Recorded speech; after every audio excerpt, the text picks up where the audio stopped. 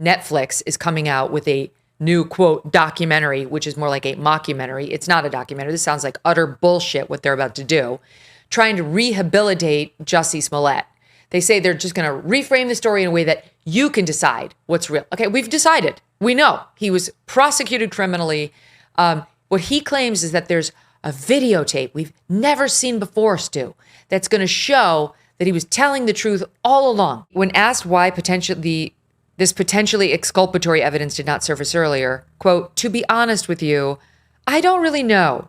I'm not an investigative reporter or a detective. I can't sit and tell you exactly beat by beat what happened. I can only tell you what did not happen. And what did not happen is the story that's been out there for almost 7 years, that somehow I would have even a reason to do something as egregious as this."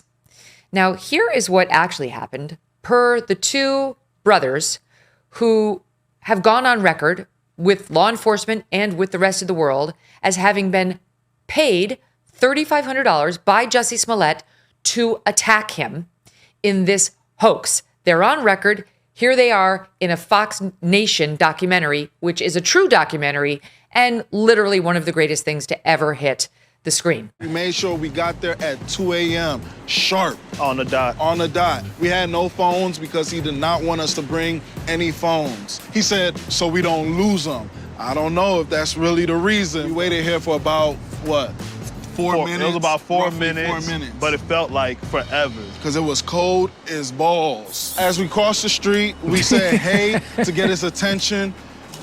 Hey, Nick.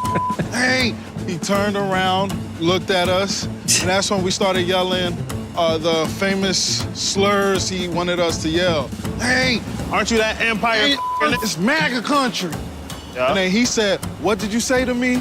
And then that's when I threw the first punch at him.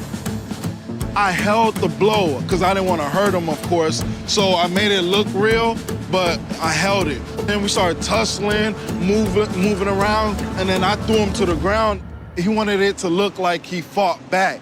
That was very important for him because he said, hey, don't just beat my ass, make it look like I'm fighting back and whatnot. So we did that, and then I threw him to the ground. Long conversations. And after I threw him to the ground, he had no bruise. I wanted it to look more real. So then I threw him to the ground. After I threw him to the ground, I used my knuckle and gave him a noogie. That's where I came around with the bleach, the infamous bleach in the hot sauce bottle, poured it on his shirt.